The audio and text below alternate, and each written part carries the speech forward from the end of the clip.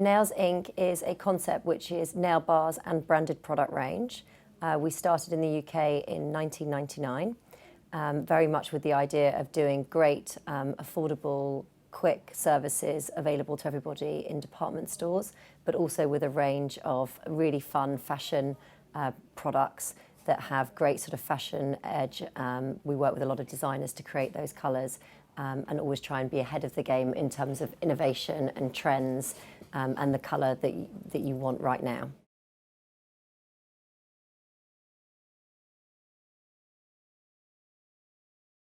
The story behind the business is I was working as a fashion editor at Tatler magazine. I frequently went backwards and forwards to the States and saw nail bars literally on every street corner, and everyone that I knew in Manhattan got their nails done on a weekly basis because it was so affordable, but also because it was so available. Most women I spoke to in the UK had never got their nails done, or only got their nails done for their wedding day, or only got their nails done if they'd actually visited the States and done it as part of a sort of tourist trip. So after that, I came back with the idea and then started speaking to family and friends, and then very quickly took that into professional focus groups and did focus groups of groups of women to find out how they looked after their nails, what they did, had they ever had a professional manicure, how much would they pay, all the kind of questions that would start an initial kind of budgeting process and some basic P&Ls to work up a model of whether or not the business had legs in the UK.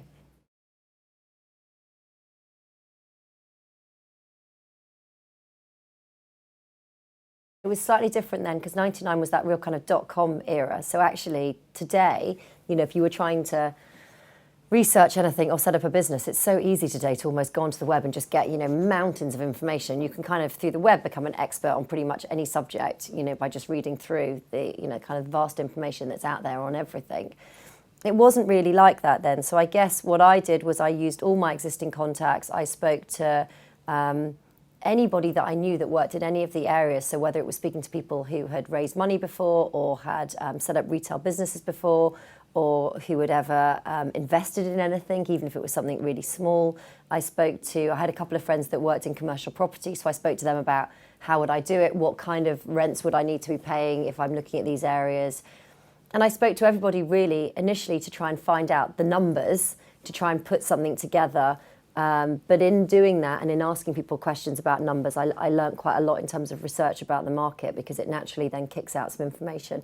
And I was very unknowledgeable and I guess I went out and researched it and spoke to everybody. And I think what kind of continued to sort of roll me on was everyone I spoke to was very positive. Every female I spoke to was positive about the fact that if it existed, they'd get their nails done all the time and they'd use it. And so that kind of ongoing glowing report that they would use it if we got to the end product, I think kept me going in terms of researching every area that I could.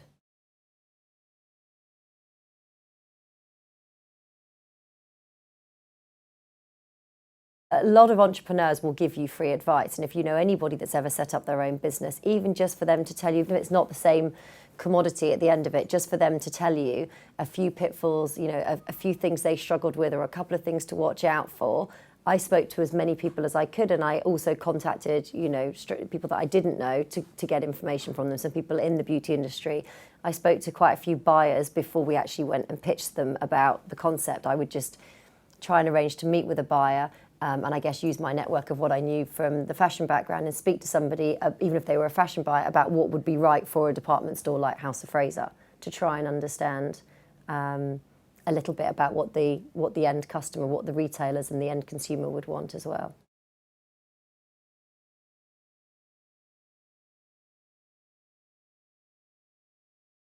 We had quite a unique proposition in terms of what we wanted the formula to be in terms of the speed element versus what was already existing in the market, and to have a much broader range of colours, because we wanted the whole sort of fashion element and to have, the real kind of sweetie shop feel in the stores of having every colour, and you didn't need to go anywhere else because Nails Inc. had every colour in that collection. So actually manufacturers got very excited, and I think, what's amazing when you start a new business is that passion from the entrepreneur really does excite people. So whether it was buyers or design agencies or the manufacturers, I think people buy into the concept. If you can get people excited about the business, they will start doing things for you, actually, even in advance of you being able to employ them properly and formalise an arrangement. Sometimes they'll start investigating and looking at it. And I think we were lucky in the fact quite a few people started doing the work for us before we actually pressed play on everything.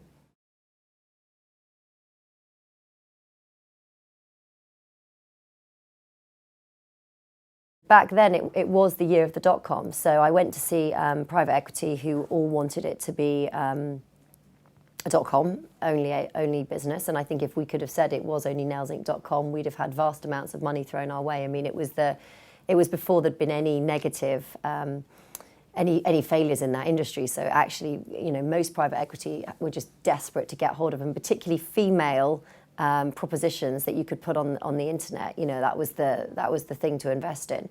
So we definitely got all the meetings with the private equity, but we didn't actually get anyone signing up for it because they wanted it to be a web idea, and it was difficult to turn our business into an only web idea. Private individuals, I met a lot more people than actually ended up investing. So which was always going to be the case, but I met lots of individuals and pitched lots of individuals. Some would tell you there and then it wasn't right for them, and some would say all the way through that they were going to invest, but let you down and not invest. And in the end, I just needed a group of people to follow it through and do it. And in the end, that came forward. But it was during that kind of 6 to 9 month period of setting everything up, throughout that whole time, up until the last minute, we were raising that money. So it was always going on. It was never done at the beginning and then we started everything else. It was going on in tandem. So it was difficult.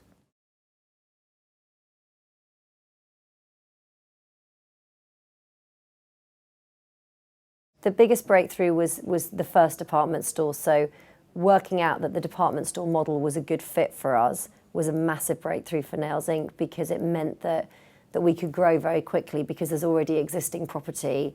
You're going on ground floor real estate in already established businesses, already with a footfall, already with a customer, and already actually with a support network. When you're a small business opening in department stores and having those floor managers and store managers and that network actually allows you to grow your business before you can put in the right level of infrastructure. And I found that very supportive in terms of growing the brand.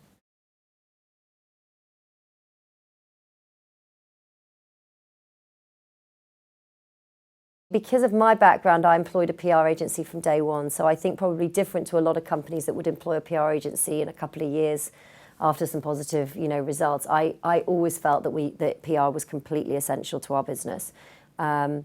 But actually, we also got a huge amount of word-of-mouth PR because it was just very different and unique. And we got a lot of PR we didn't ask for as well. We got a lot of just, magazines or journalists or TV companies that would just drop in and see it because they knew it was different, as well as getting PR company, as well as the PR company actively seeking PR.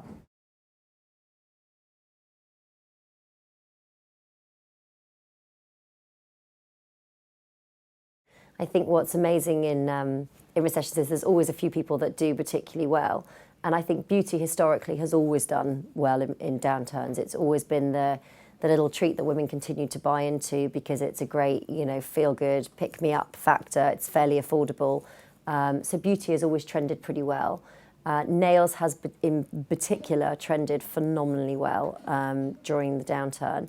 And I think it's two things. It's definitely that kind of pick-me-up, affordable luxury factor, exactly the way that lipstick was in the previous recession. But I think what Nails has had to offer is there's been so much innovation and trends that when customers haven't been able to afford to buy into clothes, they've been buying trends and new colour and experimenting that way rather than, you want to buy neon clothes, but you can't afford to buy neon clothes, so you buy neon nail polish and it's super affordable. And I think women are kind of incredible in the fact those things don't count. Whereas, the moment you're in a clothes shop, you sort of know it does count, but a little bit of beauty, something small that goes into a makeup bag, for some reason, we all think of it as such a discretionary spend. So I think nail polish, nail polish has trended brilliantly and we as a business have trended really well.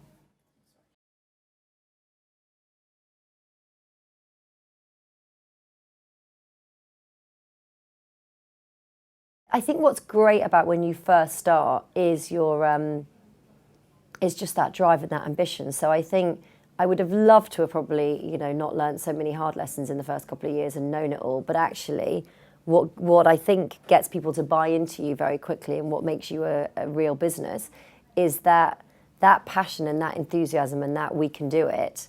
It would be a shame, funnily enough. I think it must be much harder to set a business up second time round when you do know an awful lot. I think first time round, that enthusiasm probably is what gets you through the door of every meeting you do and probably is what gets you to win the pitch. So it would have been great to have known and to have learned slightly less lessons in the first couple of years, although I don't know how many people would have bought into me if I'd have been more jaded. I think that ambition is why I get excited about new businesses when I meet them now. You know, almost the naivety is quite a nice approach because they really believe they can do it all and they make you question, well, why couldn't we do it?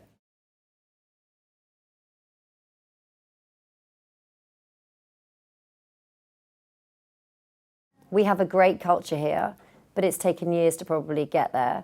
You know, we have happy people working here that are very motivated, that are incredibly entrepreneurial, that see it as their own company.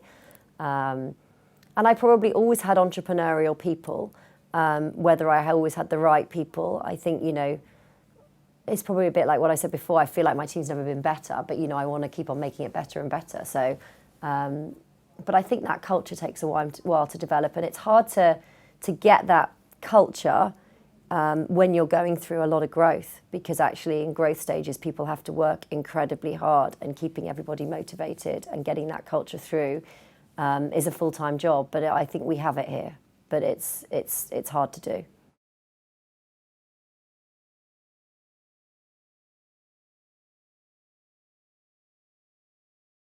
I think, you know, getting into the DNA of individual people in terms of what motivates them, what makes them happy.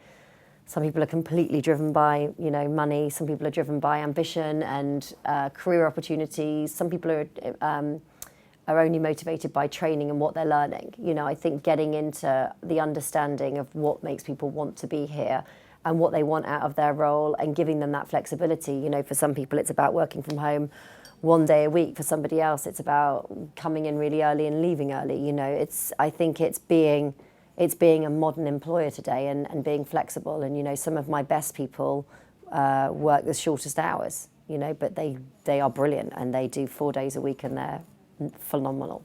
You know, they're the top people. So I think it's trying to be modern about what works for the employee, you know, and, you know, it's very naff, but, you know, happy people, you know, create a good business. And I think trying to keep people happy.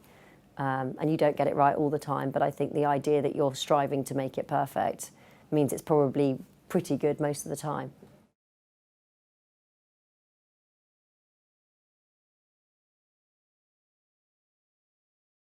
At the moment, lots of growth in the UK, but also a lot of growth internationally. So we're rolling out with Sephora worldwide at the moment. So we're already in the States and Canada, and we're just rolling out through all of their European countries at the moment, and then later Russia. And we're working with a number of distributors in other parts of the world, so Middle East, Australia, and Asia. So we're doing international in a big way. We have been for the last 12 months, and we're continuing to do so really for the next 24.